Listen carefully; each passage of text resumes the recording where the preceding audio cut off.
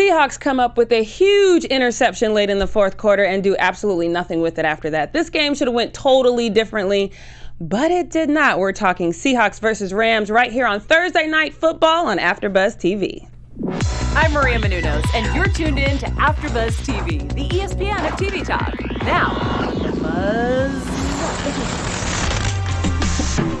Oh, okay. And there was like a little. I didn't know what beat to catch. I didn't either. I thought it was gonna be like rhythm. a new song, and I was like, ooh, because I didn't know if to pop it or to there lock we it. go. There we go. That's what I'm used to. That NFL music. Oh my goodness. Hey you guys, what is going on? Thank you for joining us tonight on Thursday Night Football right here on AfterBuzz TV. I'm your girl Jackie Ray, and joining me tonight is Yvette. How are you guys? We are here to talk some football, and I am so excited. It's about damn time. You got two girls going to school you guys about some football. Yes, and to be fair, though, there was in the hall, there was three girls talking about football a second ago. So. Yes. Round of applause for the ladies. Round of applause. Ladies, I need some Beyonce music in there. But this game, to me, I mean, it went... The outcome was what I thought it would be. Right. But it didn't go exactly the way that I thought it would go. I did definitely think it was going to be a close game. Mm-hmm. It was either going to be a field goal or a touchdown. Right. I definitely did not see the 1 point.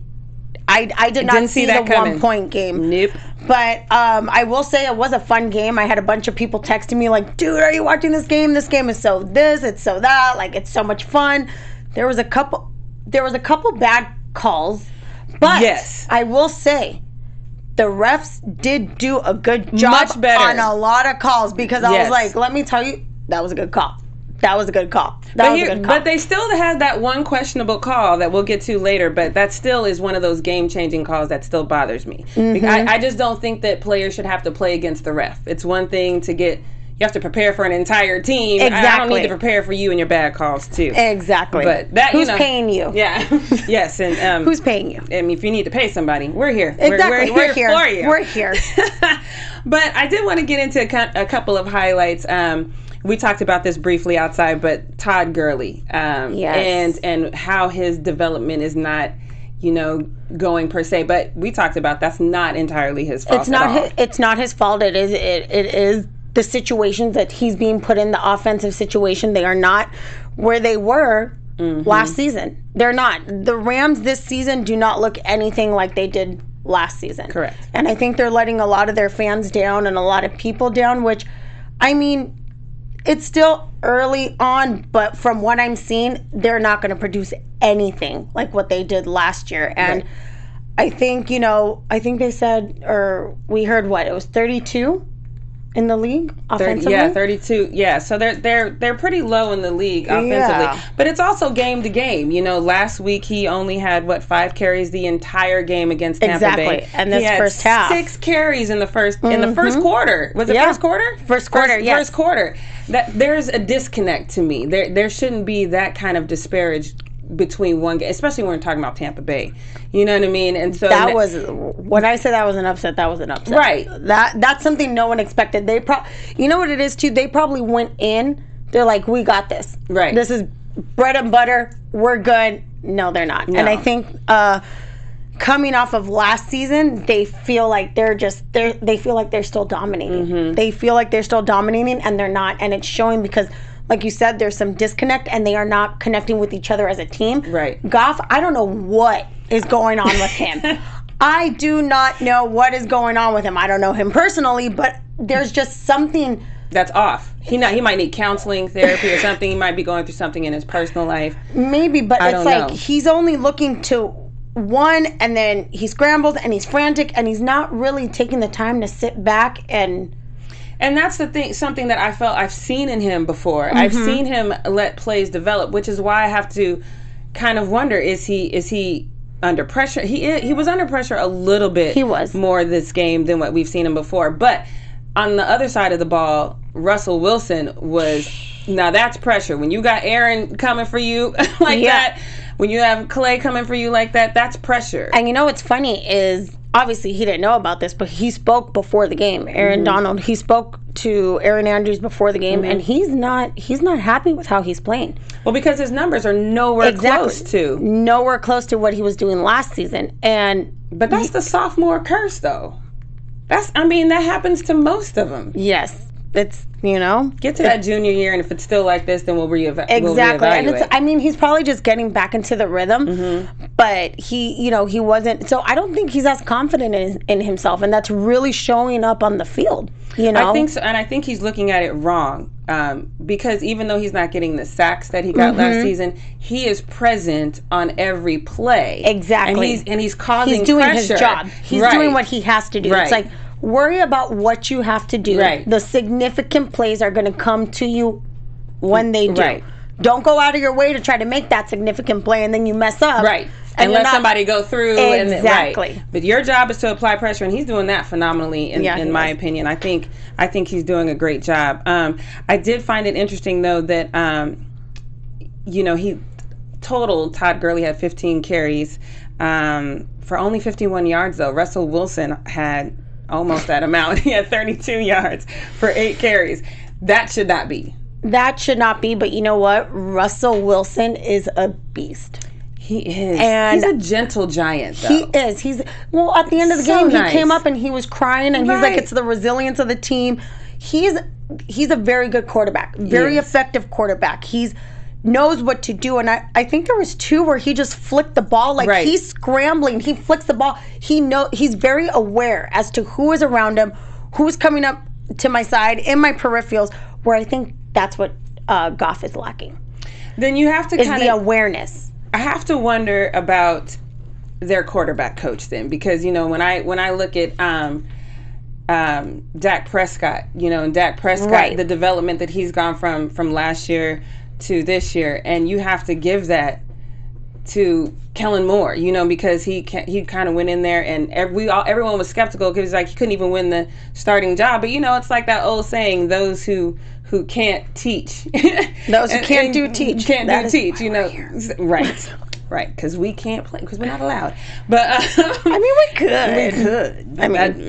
Last time I did that, someone stepped on my toe with a cleat, and last time I did that, I got hit. I was playing flag football, and I was, doing very, very well. So I know you know who you are. You're probably watching. But I was doing very, very well, which caused me to talk a whole bunch of stuff, which ended up making the game go from flag football to tackle football. And I got the tackle. Couldn't breathe for a solid minute. Let me tell you, mine was the infamous Turkey Bowl. Oh. And, I was like, I want to play. So, of course, Yvette, my brother was a guard, and a tackle, and so his boys were not little, and I just wanted to get up on the field, and he's like, all right, just tackle, whoever's coming your. You're just running into solid steel sometimes. But let me tell you, he's like, you want to grab and wrap him up and throw, and I was getting in there, and then this tall guy ran with the cleat, stepped right on my toenail, and that was it. My toe's never been the same ever since, and that was about 12 years ago. Oh goodness, I was impressed with Russell, because here's a fun fact about Russell. Russell and I are the exact same height. I'm 5'11", he's 5'11". That's kind of short in the league, and especially his first pass to Lockett in the end zone. First of all, you couldn't have paid me cash money to believe that boy came inbound. There was no way. I watched the replay 4 times. You know what, though? And I was watching it, and even they said, they're like, we don't even think Russell thought he was going to get that.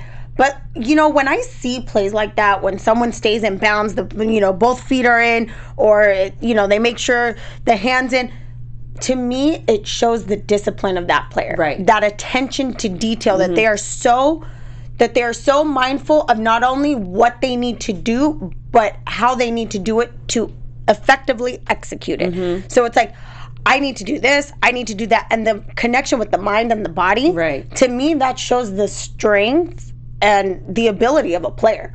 Yeah. So when I saw that, I was like, no way. Yeah, and I feel like they have to practice that, because 3 separate occasions, exact same pass, just over the defender, where only you can catch it.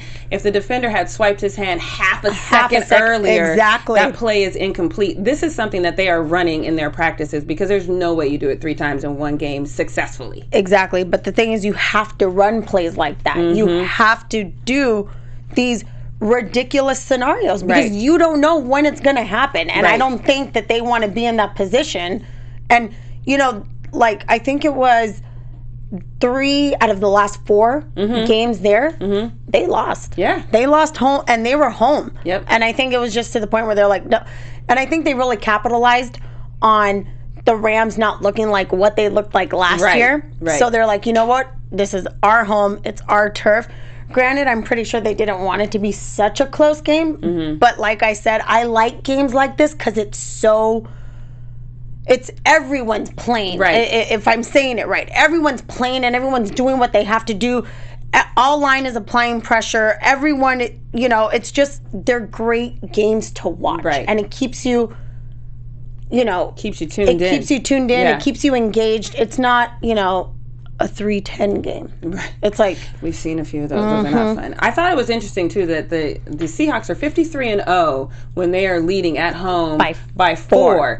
They were not leading by 4 at the half. They were. That stat went up. They said it was like the first time now that they weren't. But then they let their guard down a little bit and let the score, get a little bit closer before the half. So how did you feel that they were going to make adjustments at the half? Did you think they were going to make this kind of adjustment and come out? You know what? I think that, if anything, I don't think they needed to make as big of an adjustment as the Rams had to. So I think the Rams really had to buckle down, and they had to figure out what they were going to do, how they were going to give Goff enough time in the pocket to make his connection. Because Goff, compared to Russell, when it's time to scramble, he's nothing compared to him. But so they win in that. I don't think really Seattle, when they went in, they did not have to do as much. They're like, hey, stay the course. Stay the course. We dropped a little bit, pick it right back up. Yeah. Be like, they score a touchdown, you answer right back, and you're going to do the same thing. And we're going to keep going back and forth, back and forth, back and forth. Yeah. So I think that's really what their strategy was. I mean, I don't know. I'm not Pete Carroll, but that man's a magician in himself. Yes, he is. So, I mean, I think that's really what it was. Like, he didn't have to do much, and I think Russell Wilson leading it, it was gravy. Yeah. I mean, I felt like the Rams made an adjustment because they came out off top really quick and, kind of exploited the 4-3 defense that the Seahawks were showing, and they immediately got in the red zone, like immediately. Like I was like, okay, you're at the 10-yard line. And so for me, in my head, it was a big uh-oh. But that's what I kind of love about the Seahawks, because Erin Andrews said that when she interviewed, Russell Wilson, and he had told her, he's like, this is the time we live for. I know a lot of teams like to go out and blow out people, but the testament of who you are as a team is that you can come back, you can overcome these deficits, and just stay calm and stay in there. And I felt like, that really showed for them, because for me, especially in the fourth quarter when they got that interception and then didn't go down and capitalize on it at all, and then gave the ball back to the Rams with 2 minutes and 8 seconds, I was like, this is over. There's no way the Rams are not going to score. Well, you know what? I mean, I was watching it, and I knew they wanted to get in field goal range. Right. But when I saw that they missed that one field goal, I was like, it's not going to... I didn't see it because they were even talking about it, how he had to reach for it too much. And they said this time the second one, he didn't have to reach for it. But I just did not see it because... I don't know. I'm telling you, I had a gut feeling. Right. It was not going to happen. Right. And I mean, I know you can't say you're going with your gut, but my gut was right. Sometimes that's all you got. That's it. Any given Sunday. But and a smart thing that Seattle did is when Fowler and Donald were both off of the field, they capitalized on that. And that's when Metcalf made that 40-yard touchdown. Right. Okay. And I'm like, that is smart. That's smart playing. Okay, that's like, those are two of their biggest defensive guys. Right. We're going to capitalize off of that. And I think the Rams didn't even have time to think about that, which I'm kind of actually very shocked, because Sean McVay is crazy. He is, but in a good way. I love his crazy. Exactly what I'm saying, in a good way. Like, I feel like he would have caught on to that. So, I mean, when I saw that, I was like, that was really... that was very smart. And they have, I mean, that offensive line had such a great protection for Russell. Right. I mean, they were not letting anyone get next to him until Until they did. until they did. But for the most part, they really protect their quarterback and they let him do what he can. But they also know that if something slips up, he's going to produce anyways. Yeah, and he took off running a couple of times. And the thing that I love about Russ, and we've seen, quarterbacks get banged up through the years because they do not slide at the right time. He took risks when the risk needed to be taken. Exactly. But for the most part, he kept himself safe, which I think is very, very important, especially, with some of the hits that we've seen out here. Do we have anybody in the chat? Oh, we got everyone in the chat. Hello, chat. We are so all up in here talking. I know. That we can't. See, because I got to lean over to see. Tell us some of the comments from the chat. Well, they didn't know who we were. Okay, once again, I am Jackie Ray, and this is... And I am Yvette Sanchez, and we are, two girls who just love to talk about football. Yeah. So, actually, that's, if you're on our Instagram, I checked out your Instagram. I checked out your Instagram. That's all we do. That's really all we do. I mean, it's whatever sport is in season. And, and what's the beautiful thing about October? Side note. All sports are in season at this time. Yes. So that's where my head's kind of like exploding. Yay! But, we got the head exploding. But okay, real quick. Side topic. Are you a Lakers fan? I'm told she only likes one LA team, which is the Dodgers. I'm just trying to see if I can stretch this out a little bit. You know what? Okay. If I'm going to be honest, I grew up in a very heavy baseball and football household. Okay. So... Basketball is just secondary. Basketball was secondary until I started dating my boyfriend, who was a huge basketball fan. So we started dating about 5 or 6 years ago. Aww. So I had to learn about it. So I didn't want to be a fan until I actually learned the game. Because then I was like, I'm going to be a bandwagon fan. Right. So, but I was at the Staples Center when they were playing the Celtics and all that. But if I did have to choose a team, it probably would be the Lakers. All right. And if not... I'm not coming down on you. I'm a LeBron James fan, so I've been a Lakers fan, I've been a Cavs fan, I've been a Miami fan. If he goes anywhere else, I'll be that fan too. And that's the fan he's been. So I have a Cleveland hat, I have a Heat hat, I have a Laker hat, so I'm like, this is the one instance where everyone will probably get on me. But yes, I did follow my boyfriend on that suit. But that's fair. He's the one who taught me. And he got you following the right man. Exactly. So you know why? Because LeBron... is the GOAT. But you know what? Oh, did she say it? But everyone loves to hate the good players. They do. They always do. They do. They always got something to say about the good players. They do. All right, so let's get into this fourth quarter. Now, for me, now first, do we have any good comments in the chat now that you guys know who we are? Let's see. Okay. I think a lot of people are shouting out the fact that that Roman Reigns appeared at halftime. He did. Roman Reigns did appear at halftime. He was talking about how he played for Georgia Tech. Yep. I believe he said he was carrying a little bit of weight.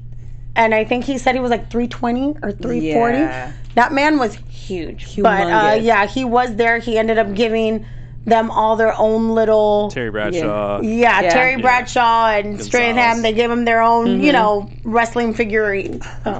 Action figures. That's awesome. Because we have a WrestleMania here in...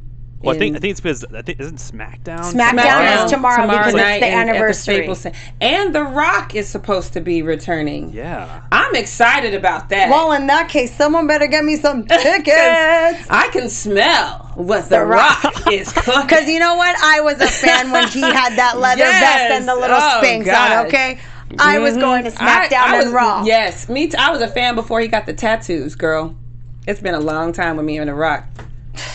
The fanny pack and the turtleneck? Yes, with the gold chain. Don't forget the gold chain. All right, we got any other comments? So someone says Seattle escaped. I 100% agree with that because here's the thing. There's no way you have a 1-point lead with 2 minutes and 8 seconds and the other team has the ball and you're supposed to walk away with the win. It's not supposed to happen like that. It is not. This loss is all the Rams' fault. Oh, yeah, definitely. All their fault. Definitely. And I think it's just a testament to, like I said, their mentality right now is I don't think they're playing at their full potential. Right. And they have not been. And they have shown that even last week when they played against the Bucks. I think they're playing ultra conservative right now in a lot of ways, and I haven't been able to really figure out why that is. I think sometimes you just are trying so hard to repeat the same magic you had previously, but the thing is, your magic has to grow. Your teams are changing. People are coming and going. You have to change. So there, I don't know about these Rams, but I do want to real quick, if we can, get to our BS call of the night. Oh my God, let's talk about that. I'm not even gonna say BS. I'm gonna say that was a bullshit call. I was trying to keep it PG. No, I cannot keep it PG with that, because when I saw that, I was like, what? Clay, look, he was notoriously called for this when he was in Green Bay. Yes. And he was vocal about it then. And in my opinion, I felt like it kind of affected his game because, like I said, we were talking about this earlier, he only had 3 sacks. Right. The last year that he was with Green Bay, he comes to the Rams, and now he's got 6 sacks already. Right. So clearly his mindset is right. But that sack that he was clearly shoulder. Right. It was shoulder to shoulder. It was textbook hit. It should not have been called. The fact that they had an opportunity to review that. That is what I don't understand. I said, you could have easily reviewed that. Right. I'm telling you oh God. See, that's how upset she is. She can't even talk right now. I'm just like, I can't, I'm trying not to drop the F-bombs and the B-bombs. But I really don't, like I said, this whole thing, I understand. Mm-hmm. No doubt.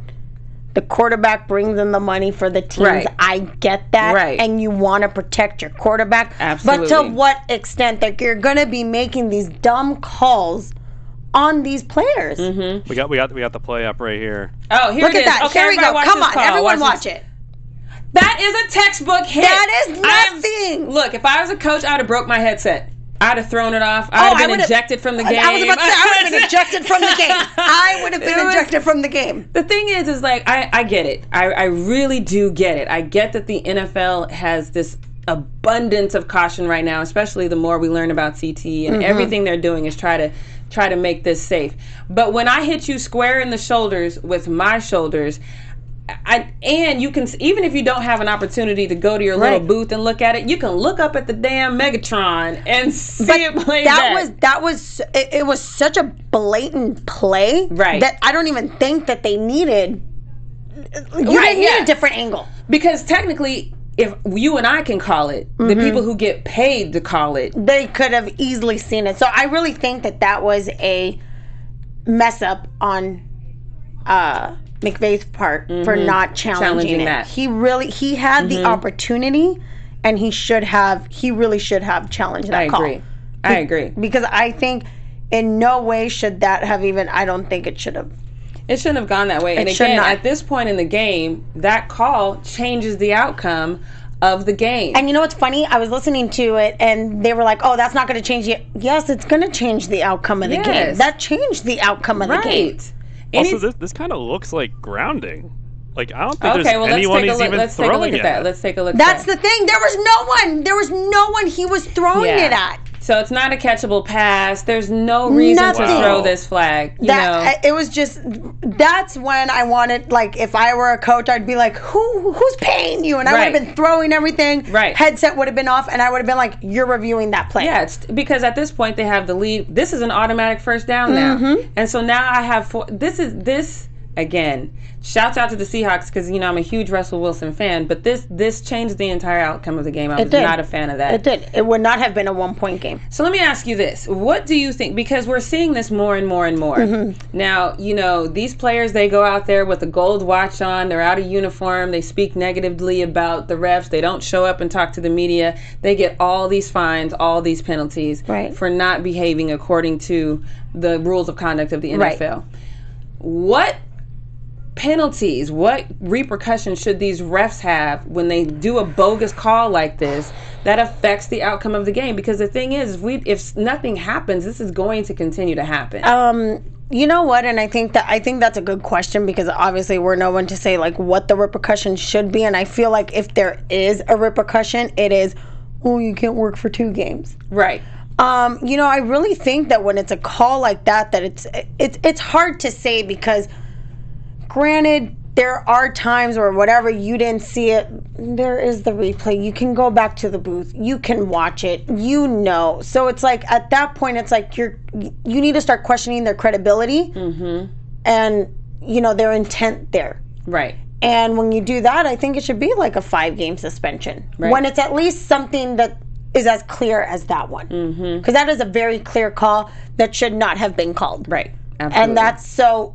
I mean, if I had to say it's a 5-game suspension, I don't know. Don't quote me, NFL. If you do decide to do that, we want the credit. Exactly. I'll send you my checking and my routing number so you can go ahead and pay me because I got schooled and I got pay off. Right. So, there you go. Anyways, but I just really thought that, I was really shocked, and I think that's when my phone blew up. Was bullshit call was just literally that's all you saw. Right. And again, I feel like, especially a player like Clay who's been plagued with this for years now. Exactly. I worry that knowing he's going to get these calls will affect his level of play, because now he's more worried about not getting the call versus doing his job. And I just think that there needs to be some repercussions from that. But if we could possibly pull up that last and final, and that was a great call. Yes, that was a great call. That is one of the calls, because the other call that I thought was great was when Goff for the 2-point conversion. Yes, I thought that was a great play. I saw it. Was it the knee? Was it the shin? He didn't break the plane. I thought that. So on that aspect, yes, they did really great calls when it came to like. I mean, I guess technically, if you had to say out of those 3, the ones that mattered were those 2, but still the Clay Matthews call should not have been called. But let's bring up that interception, because that lasted. That's when the game was won. Yeah, I will say though, I did not think the Rams should have gone for that 2-point conversion. I didn't think so you either. Always take the points, and when when you know their defense is better than yours, you play it safe. Exactly. Period. Because that defense, you know what? Okay, so here's the thing. When I see this play, I love replays, because in real time, this looks like an incomplete pass. Exactly. When I first saw it, I was like, incomplete. When they replayed it, I was like, oh shit. Right. I was like, I stand corrected. Replay. Right. Yeah. That's why I was, and even I had to watch it in slow motion before I was finally like, oh, okay. When they were literally like, boom, boom, boom, boom, boom. I was like, okay, but how? See, look at the concentration. That's what I'm saying. That Thompson he has right now is insane. He's like, you know what? This ball is not going to hit the ground. I don't know what I have to do, but this ball is not going to. It's kind of like if it was a baby. Like if it was a baby, the baby's not going to hit the ground. The baby's not going to hit the ground. But that's what I'm saying. That goes to show you the discipline that at least the Seahawks are showing, that they can make plays like this. You can make. I don't know. Maybe they really do play hot potato. Maybe they play hot potato at practice, and they're like, this is how we... I mean, because to me, that...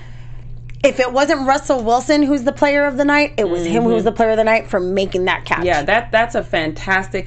That, again, now it should have changed the course of the game a little bit more than it should. Than it did, because they ended up not converting on that exactly at which all. I really thought they were going to convert on it. They should have, especially at that point, or at least if they were milking the clock as much as they were, milk it all the way to the end. Yeah, that's what I thought for sure was going to happen, and I was a little surprised. But yeah, I never expected them to give the ball back to the Rams with 2 minutes and 8 seconds exactly left. That's a lot of time. That is, because like we said, I mean, they got to field goal range. They got to field goal range. Yeah, so I mean, can we pull up that field goal and just see exactly what happened on? Because here's the thing, people. At your job, whatever your job is that you do, you have several different things that you have to do in your job. If you're a kicker in the NFL, you got one job. One. But you can blame it on the snapper. You can blame it on... It looked like a solid... It looked like a good snap, a good hold to me. That's why we're going to take a look. That's the thing, because they said the hold was a little to the right. Like the first one, he said he had to reach for it. So I want to see if the second one, I was like, maybe he had to reach for it again. Right. Let's see. Let's take a look, see if we can run this play. That looks like a solid snap, solid hold to me. I don't think he had to reach much on that one. No. But you know what? I think, This is when you can say no one is accustomed to it. No one ever gets rid of it. It was jitters. It's a 44-yard attempt. It's well within his range. let me tell you. Let me tell you something. And this is a big shout out to College of the Canyons, Santa Clarita Valley, junior college. Their kicker, warming up, 45-yard field, 45 yards. Just with ease. Ball's not losing momentum at all. I have never seen a leg like that on a junior college kid. If he was out there, he would have made that with ease. There's a female college kicker as well. NFL, I'm just saying. Rams, you might want to go look her up because this is shots fired. All I'm saying is, this is not. See, the people. Oh, God.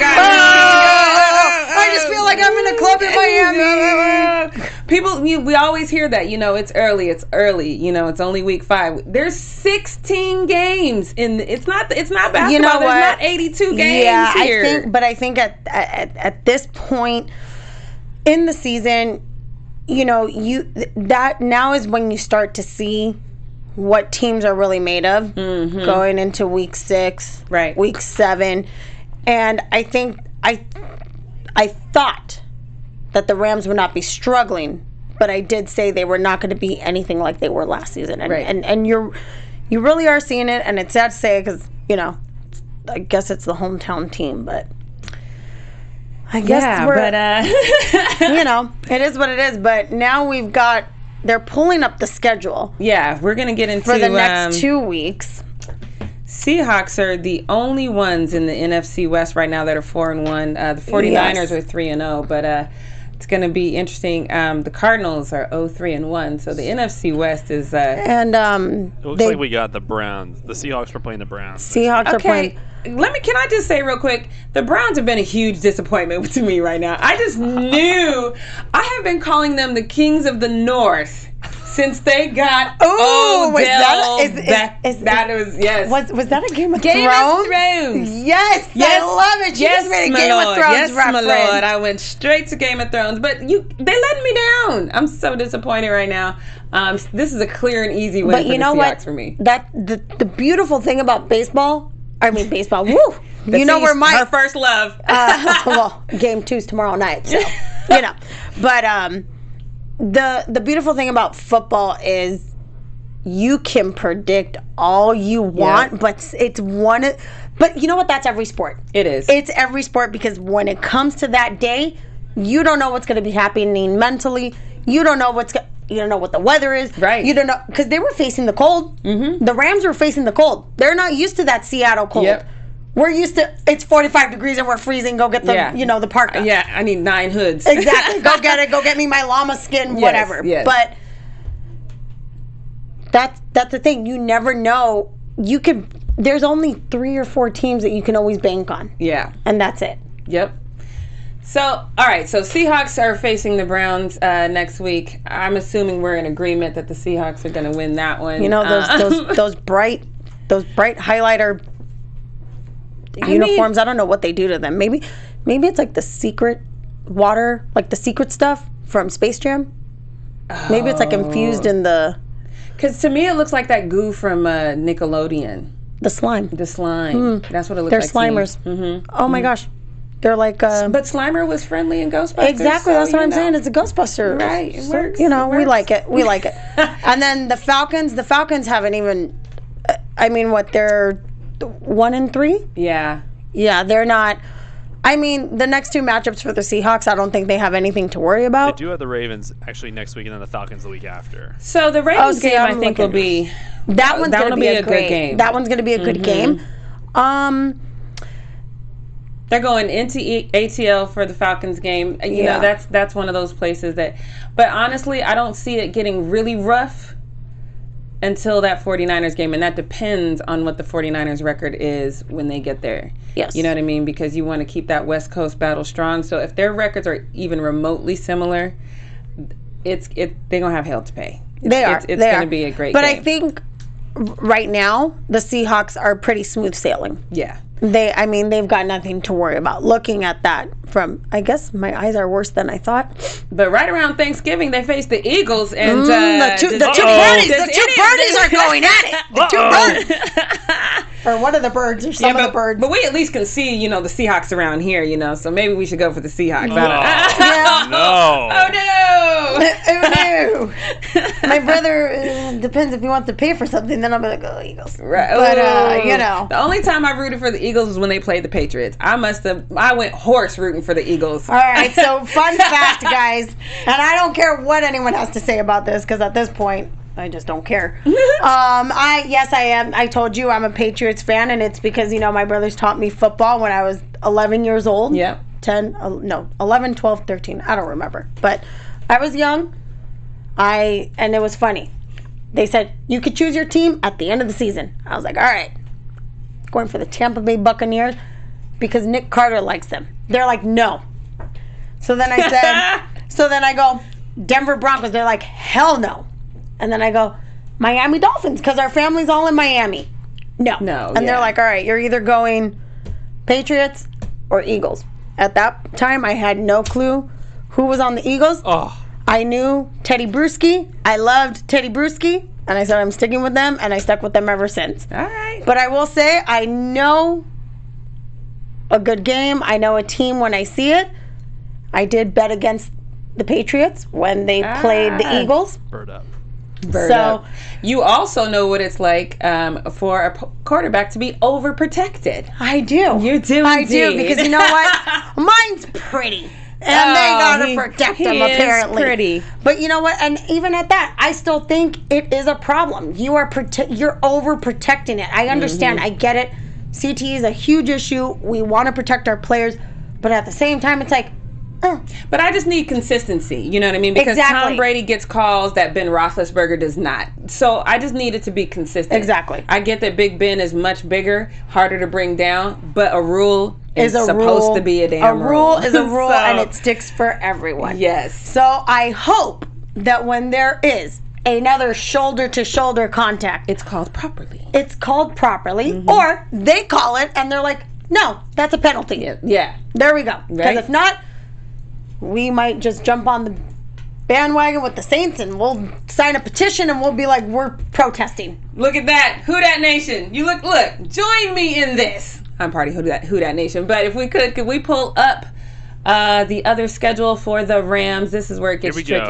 See, it gets tricky here. A few similar names. Yeah. So you got 49ers next week, followed by the Falcons.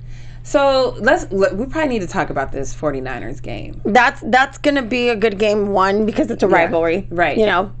But 49ers are undefeated right now. They are, and I got Garoppolo and Brady on my fantasy team, so I need them to, What sucks, though, is I got the Rams defense as my defense, so.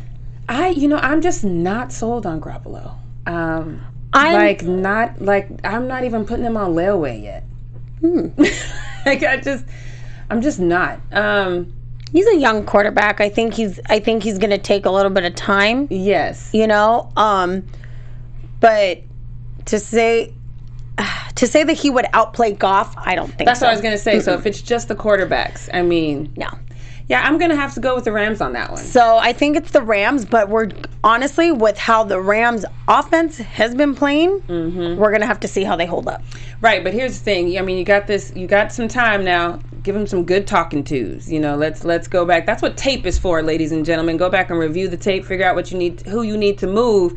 Call somebody up from the practice squad if you need to. Exactly. But get your O-line together. You can lead a horse to water, but you can't force it to drink it. You can push him in and see how he does, though. No, I'm just playing. Then they drown, and we're in trouble. Okay. All right, so then we got the Rams-Falcons. They're going into the ATL for that one, and then coming back here to LA for the Bengals.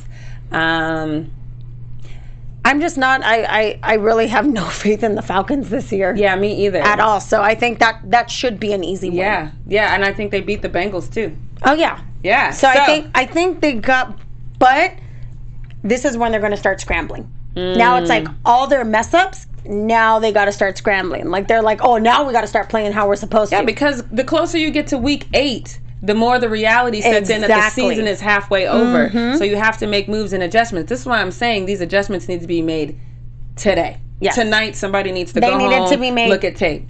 yesterday. Yeah, exactly. Yesterday, so they didn't play like they did today. Exactly. All right, well, we got through it. Our first time together on this Thursday Night Football here on AfterBuzz TV.